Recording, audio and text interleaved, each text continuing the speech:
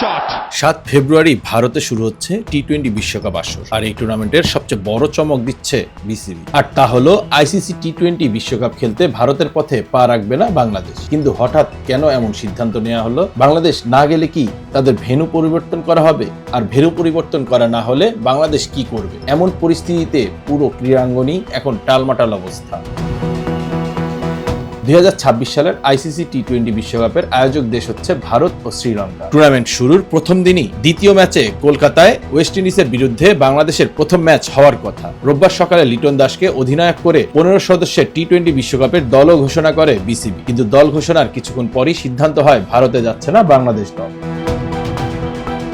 সম্প্রতি বাংলাদেশ ভারত সম্পর্ক কোনোভাবেই ভালো যাচ্ছে না। বিশেষ করে গেল মাসে ময়মনসিংহে এক হিন্দু ব্যক্তিকে হত্যার পর সেই সম্পর্ক আরো খারাপ হয়। এমনকি ভারতের উগ্রপন্থীদের হুমকির মুখে আইপিএল থেকে বাংলাদেশের কাটার মাস্টার মুস্তাফিজকে বাদ দিতে বাধ্য হয় কলকাতা নাইট রাইডার্স। নাটকীয়তা নতুন মোড় নেয় এরপর থেকেই। বাংলাদেশ কা কোই ভি প্লেয়ার খেলেগা তো ও টিম ভি পিটেগি। শনিবার রাতেই মুস্তাফিজুর রহমানকে আইপিএল থেকে বাদ দেওয়ার পর ভারতের উগ্রপন্থীদের হুমকির কারণে বাংলাদেশের ক্রিকেটারদের নিরাপত্তা নিয়ে উদ্বেগ তৈরি হয়। এর প্রেক্ষিতেই ভেন্যু পরিবর্তনের অনুরোধ জানিয়ে আইসিসিকে চিঠি পাঠানোর সিদ্ধান্ত নেয় বিসিবি।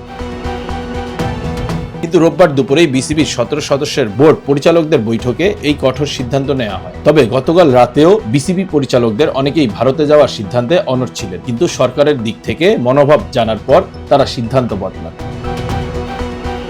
বিসিবি জানায়, এই পরিস্থিতিতে দেশের নিরাপত্তা ব্যবস্থা নিয়ে প্রশ্ন উঠেছে। বাংলাদেশ দল ভারতের মাঠে না গিয়ে অন্য কোথাও বিশ্বকাপ খেলার প্রস্তুতি নেবে।